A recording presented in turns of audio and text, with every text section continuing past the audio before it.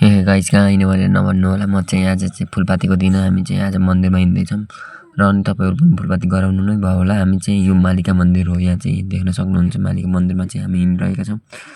अनि मालिका मन्दिरमा पुगेर चाहिँ हामीले त्यो कुविन्डो भन्छ नि चाहिँ म अहिले छोपेकालाई चाहिँ कुविन्डो हामी चाहिँ त्यहाँ दिएर हामी चाहिँ अब यताउति घुम्दै गर्छौँ। र यहाँ चाहिँ पण्डित बाबा हुनुहुन्छ यो मालिकामा। यहाँ चाहिँ पर्सि चाहिँ दसैँपछि चाहिँ यहाँ चाहिँ राम हुन्छ, त्यो पनि मैले देखाउने नै छु, हेर्न सक्नुहुन्छ। अनि हामी चाहिँ अब यताउति डेकसेकमा पनि लागेका थियौँ। यहाँ चाहिँ भजन सजन यताउति गर्न पर्ने चाहिँ म चाहिँ डेक बिग्रे बनाउन लागिरहेको थिएँ। त्यही बेला चाहिँ साथीले चाहिँ खिच्दै चाहिँ मैले पनि अब केही छैन राखिदिउँ न भनेर यो पनि क्लिप राखिदिएकै छु।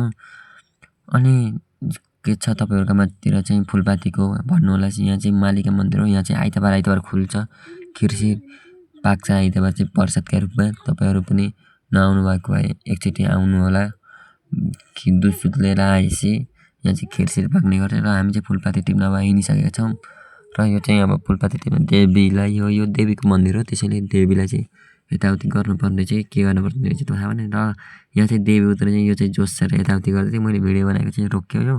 फेरि हामी चाहिँ अब चाहिँ यताउति के राखेर औँखुसोको अब घन्टी सट्टी बजाउँदै हिँड्न लाग्यो यहाँ चाहिँ भन्न चाहिँ।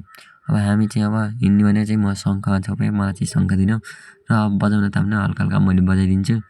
धेरै बजाउन त आउन, थोरै चाहिँ म बजाइदिइहाल्छु कि हल्का हल्का हेर्न सक्नुहुन्छ। अब म चाहिँ बजाइदिइहाल्छु। अब म चाहिँ हल्का हल्का मात्रै बजाइदिइहाल्छु। त्यसपछि हामी चाहिँ अब बजाउँदै हिँड्ने छ तल चाहिँ हामी चाहिँ यहाँ फुलपाती टिप्न बेलपत्ता छ। त्यसपछि त्यहाँबाट चाहिँ म भ्याएर चाहिँ फेरि कालिका हेर्न माथि गइसकेको थिएँ र कालिका पनि हेर्ने रमाइलो लाग्यो। आज खुसी भयो, यति नै, भोलि भेटौँ ल, बाई बाई।